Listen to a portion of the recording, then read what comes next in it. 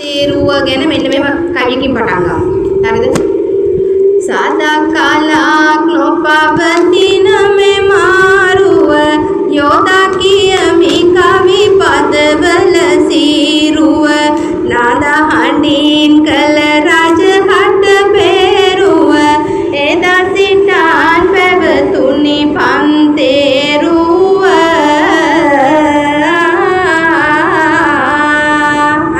දෙකල් පන්තේරුව ඔන්න ඕකත් ඝනවාදන භාණ්ඩය.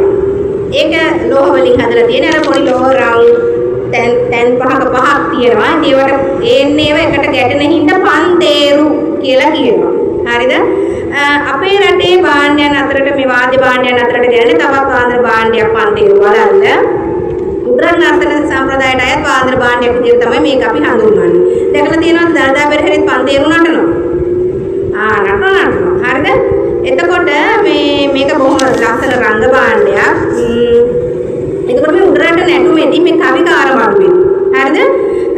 නැටුම් මිලංගමේදී මේ රජුන් ඉස්සරහා මේ පන්තේරු නැටුවා කියලා කියනවා. ඒක එක. එතකොට මේ පන්තේරු නටුවට සුවිශේෂී දක්ෂතා දක්වන ගුරු පරම්පරාවල්. ඒවා තමයි මාවනැල්ලේ ගුරු පරම්පරාව, දෙහිමඩුව ගුරු පරම්පරාව. ඒකේ විශේෂයි. ඒ වගේම පන්තේරු යන වචනේ මේ ඕලන්ත භාෂාවෙන් විදිලා ආපු එකක් කියලා තමයි අපි හඳුන්වන්නේ. පදේරු කියන වචනයෙන් විදිලා ආපු ඛණ්ඩණය වෙච්ච වචනයක් තමයි පන්තේරු මේ කියලා තමයි ඉතින් ඔක ඉස්සර ඉඳලම කියන්නේ.